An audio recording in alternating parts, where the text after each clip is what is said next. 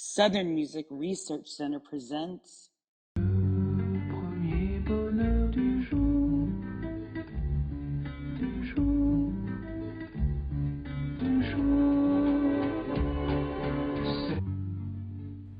DuJour.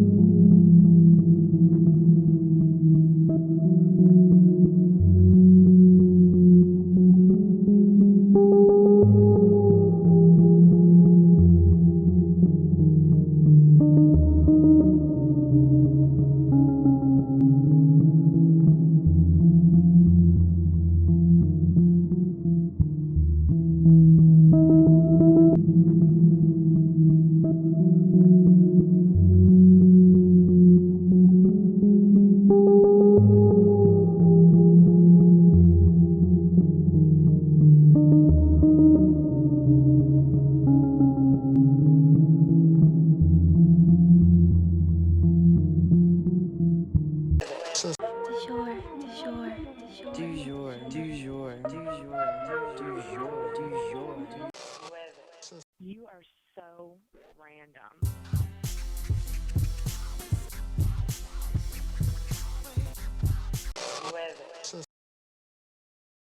This is Southern Music Research Center, and you're listening to Rebekah Fox. So when I think about the question, what are you working on? It's really, I don't know, it's kind of loaded because a lot of times in my life, whenever I'm answering that question, it's about my music. So like, what are you working on right now?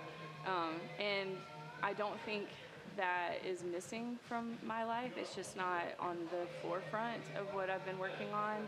Of course, I want it to be, and anyone who knows me deeply or for long periods of time understand like how essential music is to my life, and like creating music and performing and recording, all of those things are still very much a part and a necessary part of like who I am and what I should be taking care of and maybe taking better care of.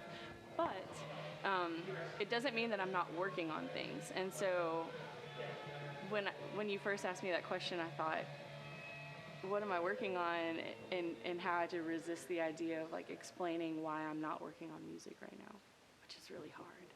But it's not that I'm not working on music, but I'm going to answer the question a different way, which is right now I'm working on things that I feel like make Birmingham better, and things that are an additive to the space that I still really love, and this place that I still really think has potential to be developed. And if I didn't think that, I probably wouldn't be here. And if I didn't think specifically that I was supposed to be helping cultivate that, then I would not be here. More specifically in Woodlawn, because that is the space where Communicating Vessels, the label that my band was a part of, and that houses and holds a big place of my heart and music, and where I label managed for so long, and then Jeffrey, and fill in the blank for all that is Communicating Vessels for me. A lot of my relationship to Woodlawn came through that time, and still exists because of that time. In the commercial district, I've been very faithful, spurring on foot traffic to the space that had been abandoned, essentially.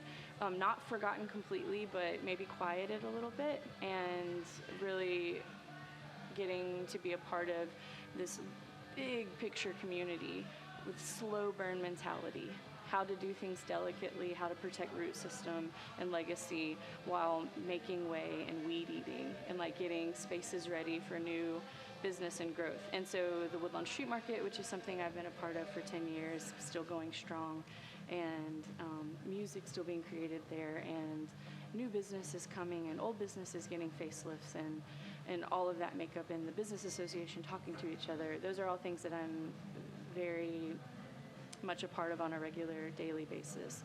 The Woodlawn Marketplace, which took over the Woodlawn Cycle Cafe space, is an incubator. It's a tentacle of the street market for vendors that are on a business growth journey where they're a little more developed. They have some things down pat, that's not music at all, but it's still a part of what makes Birmingham better, which the music community is a part of.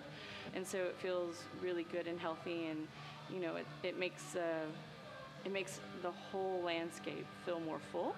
And in the meantime, I've also been a big part of what's happening with Woodlawn Theater just around the corner from that. So in 2019, Will Mason with Mason Music Foundation, which offers music lessons for students of all ages all over Birmingham, acquired real estate in Woodlawn.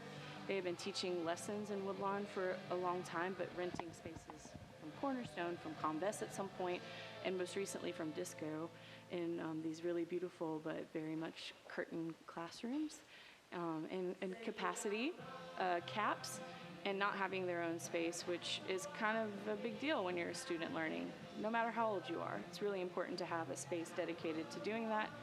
And so we acquired this property, COVID hit, so some plans halted, and then reemerged to what we have now, which is the Woodlawn Theater. It's a 250 capacity venue for music and live entertainment, for renting, private parties, all of the things. And I am the general manager of this space.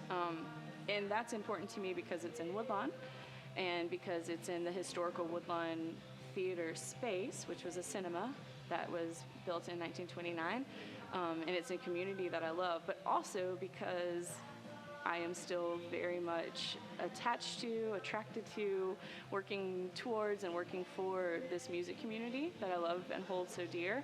And I know that a 250 capacity venue is not a need that has been fully met in Birmingham. And we have some really incredible venues, all different capacities, 100, 500, 2,500, and bigger than that. And we do even have a 200 DIY that is just killing it right now. But I know there's still room. And so when Will Mason approached me about it, I was like, it's an excellent idea. Let's talk to the neighborhood. And the neighborhood was like, please. And so Woodlawn and Mason Music once again forged a really big relationship. And they now have a studio, their Woodlawn studio. So there's a part of that building that is dedicated just to the students. So we're investing in the future music makers of Birmingham and fulfilling longtime dreams for adult makers in Birmingham. And then we are in tandem creating one more venue that can house local music or mid-sized touring bands, or bigger than that want to sell out for 2 nights. And also think about like other venues in Birmingham that we respect so much because they've taken such great care of us throughout the years as performers, or bringing our friends' bands through. And just like a hat tip to them and all the ways that we've learned how to take care of bands and how to keep growing and learning and calibrating and, tuning and making things better and better, from hospitality to sound to, resources available. To be a part of that fiber and fabric, I also think that we become a resource to these other venues to say, maybe not here, but now we can be the but. Like, we can be the fill in the blank. We can be another resource for this community. That's really refreshing for me as a musician, and it's really exciting for me as a person that loves Woodlawn. I am still making music, and so when I think about where do I draw my inspiration, there is a part of me, there's some stuff even with friends as producers or other artists and creatives that years ago have been recorded, laid down, worked on, that haven't been released. Sometimes you write something and it never makes it to that point. Sometimes you write something and it makes it to that point and you still just, it catalogs and it stays away. But I still feel like the things that I said in those recordings as a solo artist, and the music that was made and the production attached to it, although I'm hypercritical and so that's why it hasn't necessarily come out, I think and feel that all of that is still very relevant and is actually meant to come out. So when I think about where I draw from, it's like, well, I need to finish some things in order to fully speak to the next part of that.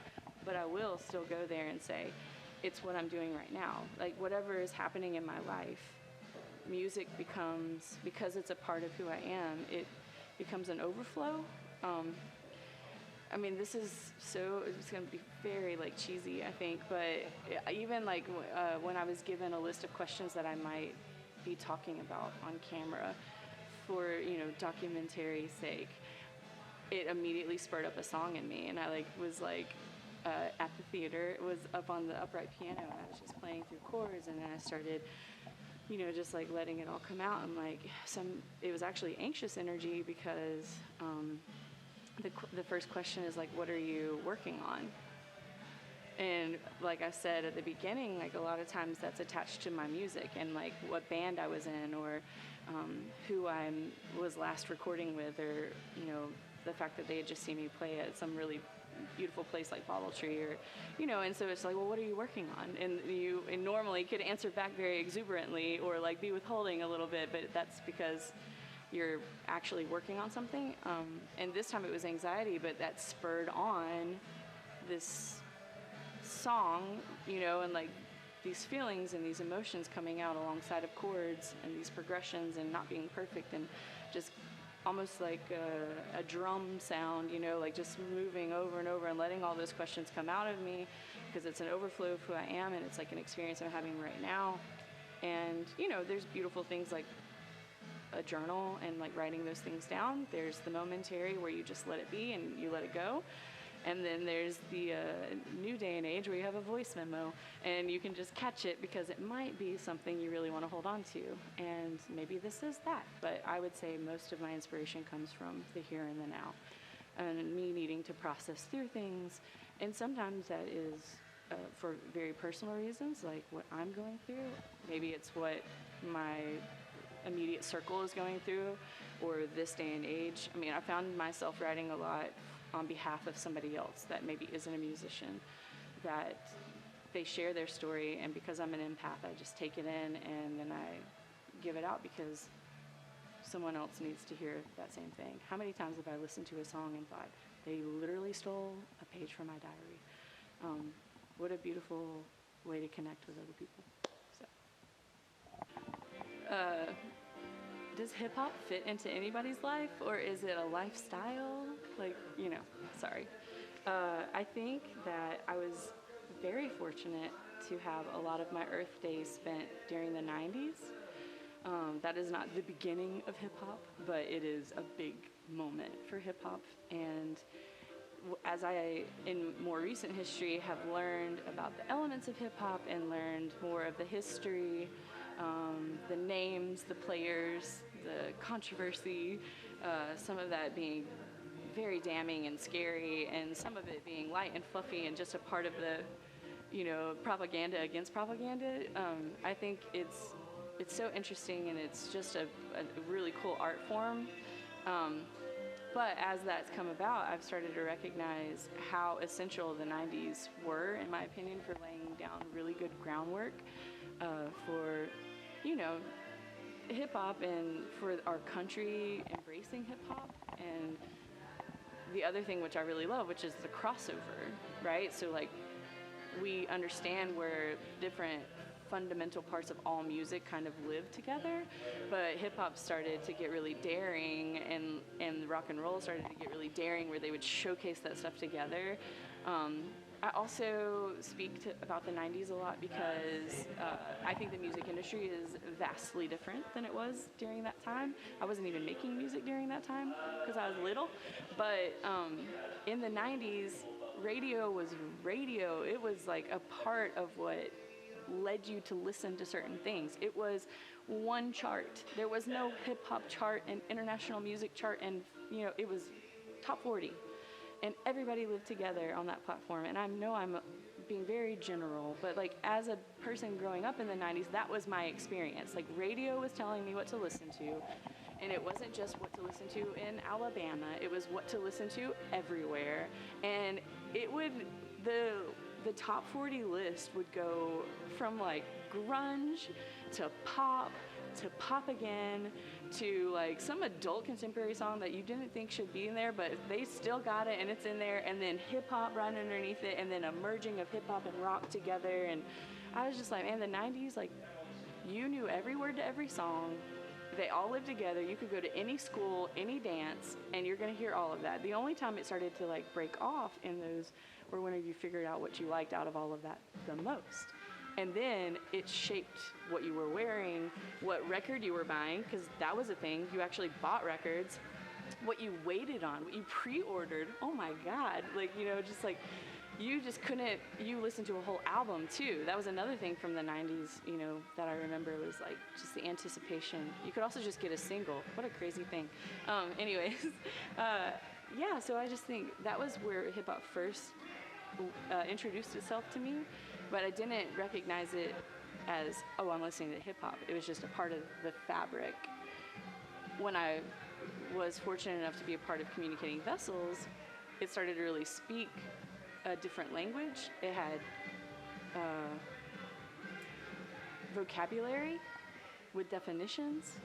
It had culture that I could recognize, and I would say sophisticated. You know, like it's like I had the palette, but I didn't have the words to attach to the palette. I had the feeling because it's such an emotive form, and it's music, but I didn't have a lot of life experience to tell me, oh, this is what that feeling should be attached to. And then just having local artists representing not just hip hop, but the different styles of hip hop, that was really exciting too. And, you know, as you become a little more informed, you also start to rebel a little bit, or a little bit against like commercialized versions of that. But then you have to like also hat tip and say, but you're just doing what we're all doing, right? You're just like creating, and this is an overflow, and some of it's got to be a little fluffy, and you know, and not everything has to be so hard either, you know. So I don't know. I think that was my life experience with hip hop, and my introduction versus my like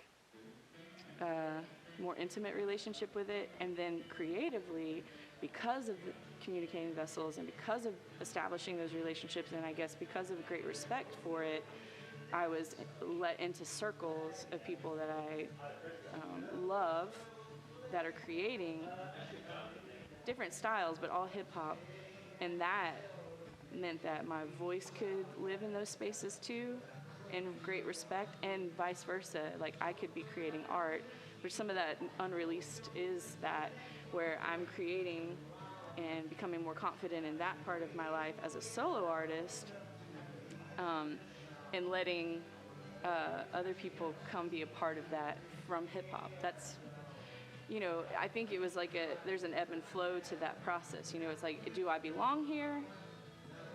And then does it belong with me?